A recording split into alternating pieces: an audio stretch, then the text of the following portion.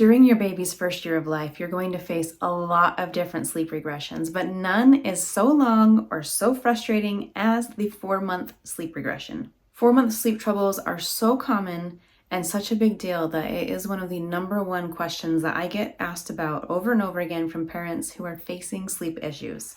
In this video, we'll talk all about that 4-month sleep regression, talk about what you can do, what you shouldn't do, and hopefully get things a little better sleeping. If not, at least just get you in a better mental state.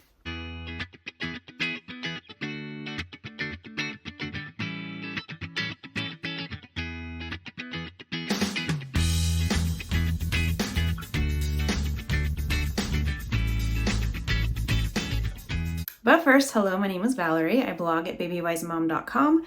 I have been blogging there since the year 2007. I have 4 children who currently range in age from 12 to 19 years old. So the first thing is, let's just put your mind at ease. Yes, there is a really big sleep regression at 4 months old, and you're not losing your mind. There isn't anything wrong. You haven't done anything wrong. Your baby isn't backtracking. You're not losing ground that you've worked so hard to gain thus far. It's just, it happens. Not every baby is severely hit by the 4-month sleep regression, but really most are. So most people see at least some little bit of sleep regression, and really the majority see a pretty big sleep drop-off. This will probably start between 14 and 22 weeks old, and it goes until about 20 to 22 weeks old. So not only is it like a bad one, but it's a long one. So, and that's part of what makes it so bad, is that it's longer than most other sleep regressions. Let's talk about what to do about this 4-month sleep regression. For many babies, there's not really anything you can do to fully solve it, but there may be things you can do to help. Now, first, I must tell you that I really caution people against making schedule changes during the sleep regression. If you change your wake time length or drop naps, or moved from like a 3 to a 4-hour feeding schedule, when you're making these changes, you may be changing things that are not affecting your baby's sleep. And so you make change after change after change, hoping to get your baby to sleep better. And then by the time the sleep regression is over, you change so much that your baby can't sleep well. Because sometimes your baby is just not sleeping well because it's simply just a regression. And that's part of what a regression is sleep regresses. And when you make all these changes to the schedule, then once that regression is over, then your baby can't sleep well because the schedule is messed up. So you need to be very careful about changes that you make during this time. That doesn't mean you should never make a change, because sometimes there is a change that can help, or sometimes your baby does need a change at the same time regression is happening. So here are some guidelines to follow if you're going to make a schedule change during this time. First, write down your current schedule before you make any changes. You want to be able to go back to the schedule if needed. You want to know for sure what your schedule was before you made changes, because that worked until the sleep regression hit. And so you want to be able to go back. And don't just think like, oh, I'll remember. I'm sure I'll remember. You probably will not remember. So just write it all down. And as you're writing down, make sure you include your wake time lengths. My other tip is just to change one thing at a time. And this is a tip I have like for anytime you're making changes, but for sure during a sleep regression, just make one change at a time. So if you think like, well, we might need to extend wake time length and we might need to drop a nap, don't make it an and, make it an or. Try one, give it a try, and if that doesn't work, go back to what it was and try the other and give that a try. And then if neither of those things work independently, then you can try both if you're feeling like, I think it might be both. Another is to give a change some time to have an impact. So sometimes it can take 1 to 3 days. So if you extend wake time length, give it a few days before you give up on it. Sometimes I made changes and it was like immediately I knew like this was a mistake. Like next nap, we're done. Like we tried it just for one, not even just 1 day. It was just a one-time try, and I realized, yeah, that was the wrong choice. You always have to like trust your instincts, but sometimes our emotions or our lack of sleep can get in the way of our instincts. And so just be cautious about giving up on something too soon. Give it a few days to try and see before you give up on it. If your change improves things, then keep it. But if your change doesn't change anything or it makes things worse, then I recommend going back to what it was before. So if you extended wake time length and sleep gets better, then keep that. But if you extend wake time length and sleep gets worse, or it even just stays the same, go back to the old wake time length. Because remember, this is a sleep regression. And so once your baby's done with the regression, you want to be where your baby was when things were working. Let's discuss some possible things you might need to change at this age. First, I always recommend that parents consider growth spurts, pain, and sickness when there's a sleep issue. So the first thing to look at is my baby hungry? Does my baby need to be fed more often? Your baby can be hungry for a variety of reasons. A very common one is a growth spurt. Remember, those happen every 3 to 4 weeks. So your baby could be hungry from a growth spurt. Your baby could just need more food.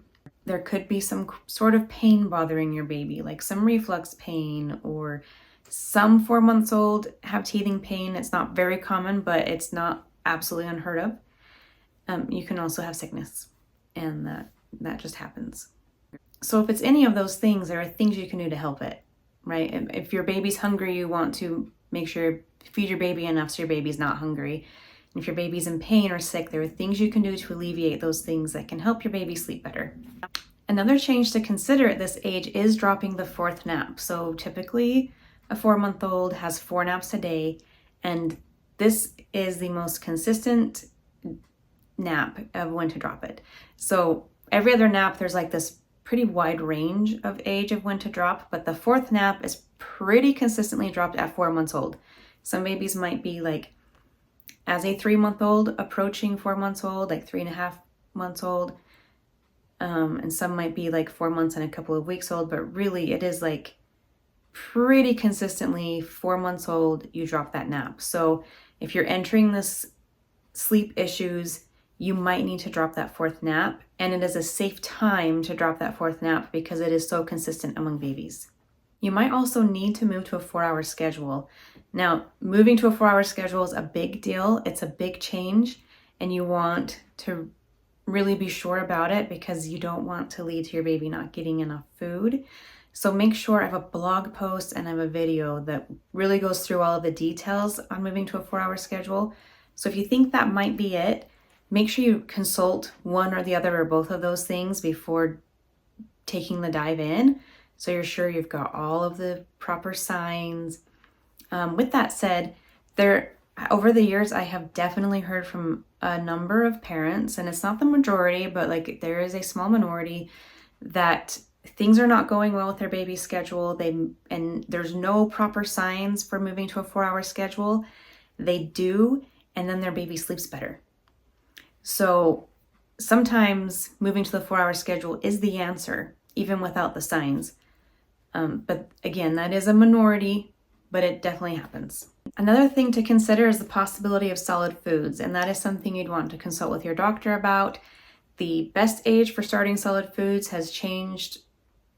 I don't even know how many times since I had my oldest child 19 years ago. It changes often. There have been times that the recommendation has been 4 months old, and so that is something to consider, and for sure talk to your baby's doctor about and see what you think about that. Another thing to consider is sleep training.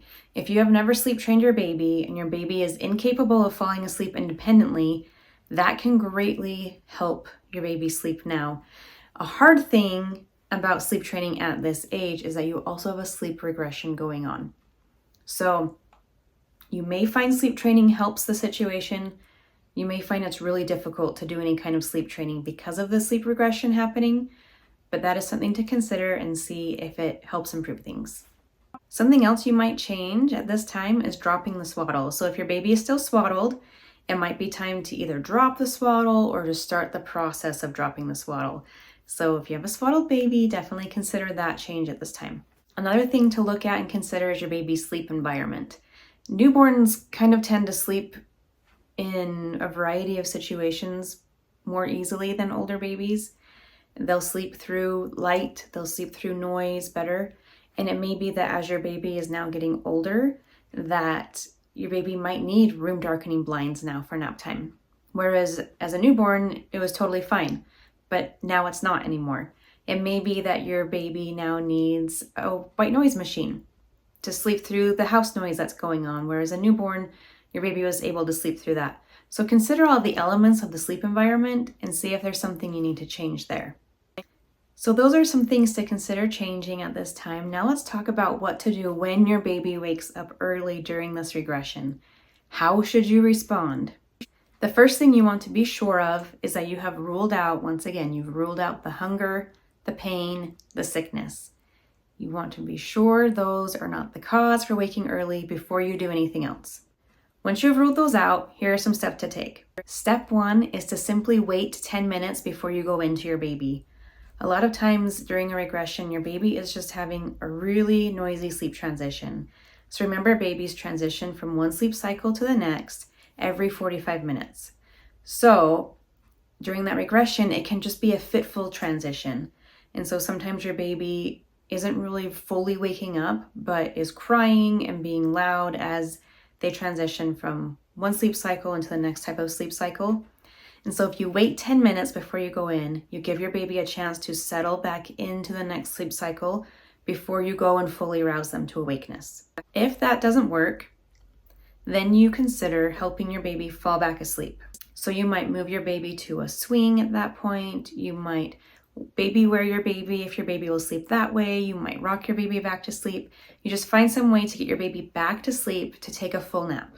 Another option, instead of like full on helping your baby go back to sleep, is just going in and doing a really shortened version of your sleep routine and just letting your baby know like, hey, it's still time to sleep. And so you just kind of do a quick conversion of a sleep routine, put your baby back down in the crib, and then some babies will go back to sleep. And that's kind of personality dependent, definitely worth a try, because as we learn in Healthy Sleep Habits, Happy Child, stationary sleep is the most restful sleep. So ideally, your baby is finishing that nap out in the crib. That's like your ideal situation. The next step to that is your baby is finishing the nap, even if it's in a swing or while you're baby wearing. But ideally, you're in that crib. So it's definitely worth trying to see if you can just go like reswaddle your baby, give your baby a little hug, put your baby back down in the crib, and see if they'll go back to sleep. Another option is doing cry it out at the midpoint of the nap. I would not do this if your baby hasn't previously learned how to fall asleep independently. And even if you're in the middle of sleep training, it's very hard for a baby who doesn't have independent sleep skills to fall back asleep independently mid-nap.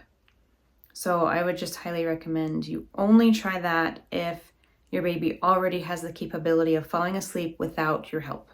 Okay, that wraps up our 4-month sleep regression discussion. There is a lot more to this, and that is in conjunction with the Wonder Week 19. There's so much that is changing in your baby's brain at this age that it's just so closely tied to the Wonder Week at that age. And I have a blog post and video all about Wonder Week 19.